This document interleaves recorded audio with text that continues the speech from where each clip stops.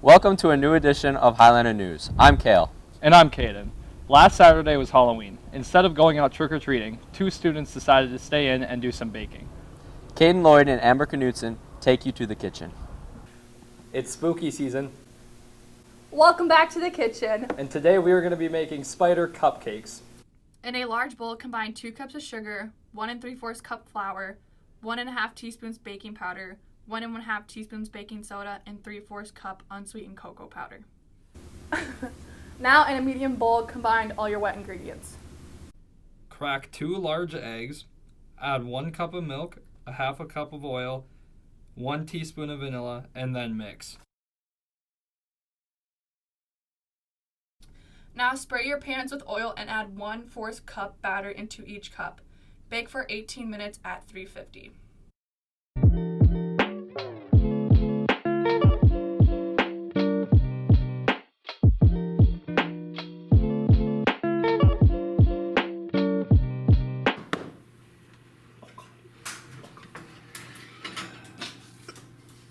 So the cupcakes are out of the oven. We are going to frost them now with white frosting.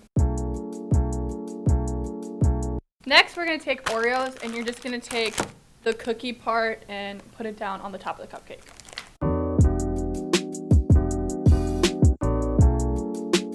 Now you're going to take black icing and make 8 legs.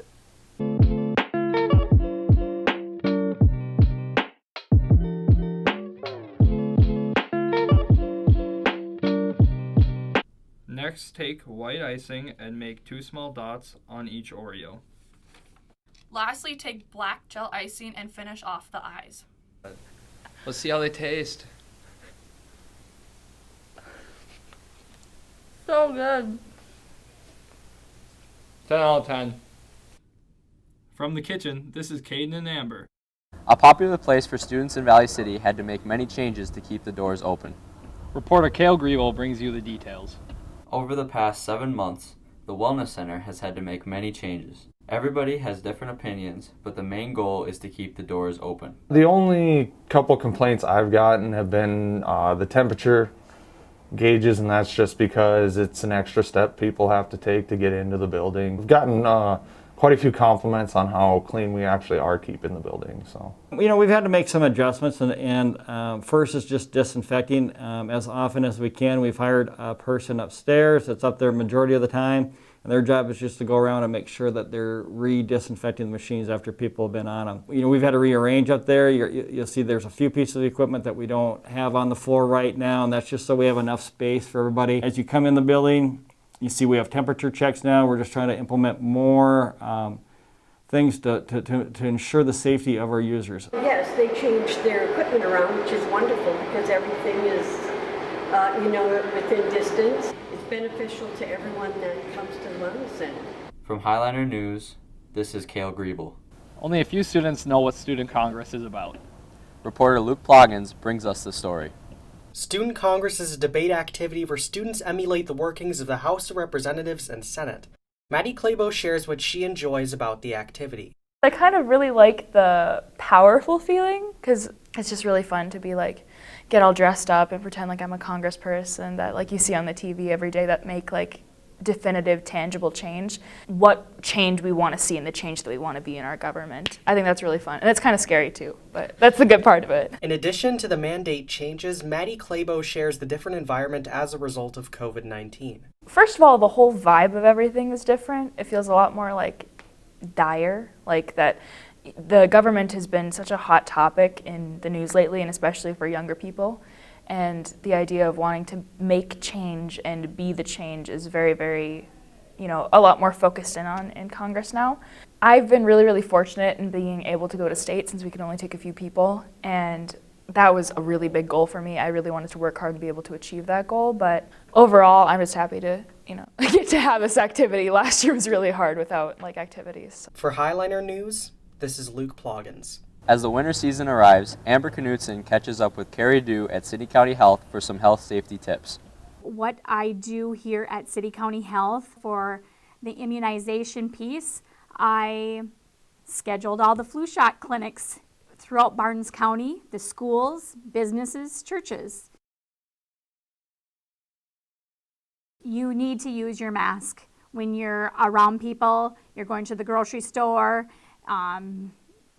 Whenever you're with somebody, you should be using the mask. And then even when using the mask, you should try to stay at least 6 feet away from each other and try to limit your contact with them at less than 15 minutes if at all possible. If you are at a sink and you haven't washed your hands in a while, but you've just used hand sanitizer, you should really go wash with warm water, mild soap, and scrub your hands under the nails, in between your fingers, and say the ABCs slowly as you're washing your hands to make sure that you're cleansed properly. It's very important to get the flu vaccine. The reason for that is the influenza signs and symptoms are very similar to COVID signs and symptoms.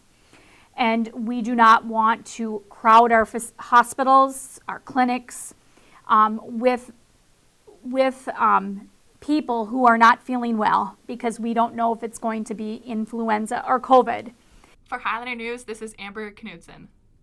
Life took a drastic turn when the coronavirus hit the United States.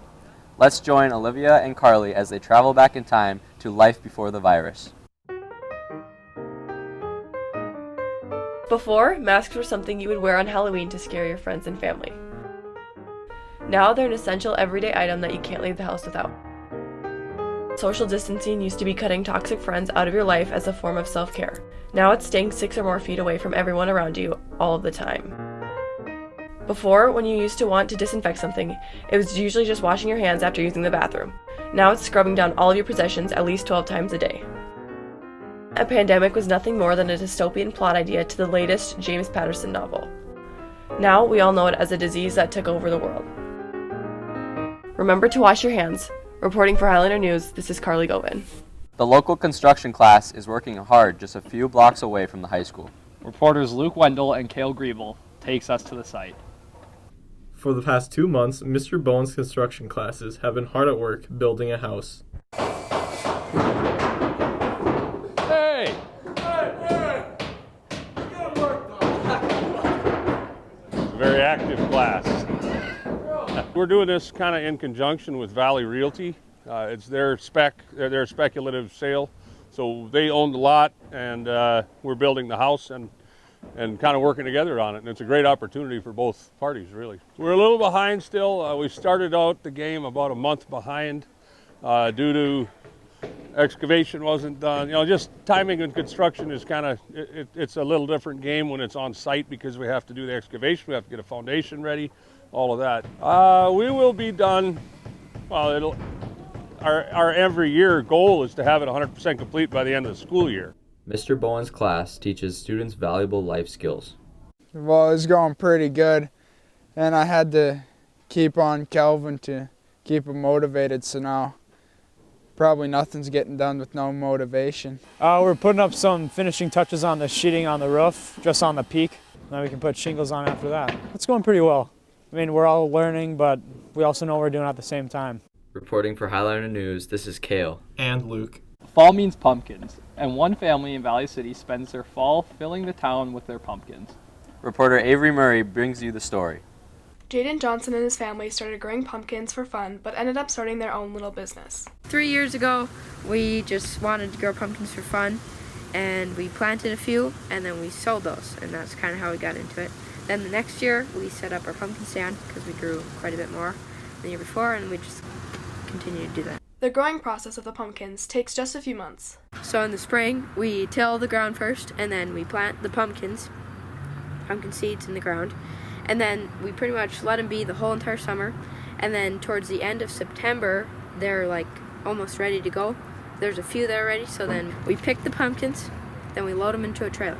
Then we bring them back home, unload them, and wash them off. Then we load them back and bring them to town, and then we just put them on pumpkins. Buying pumpkins from their stand is a fairly easy process.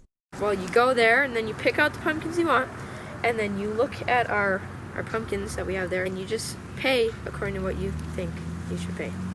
For Highlander News, this is Avery Murray. Thank you for joining us for this edition of Highlander News. I'm Caden. And I'm Cale.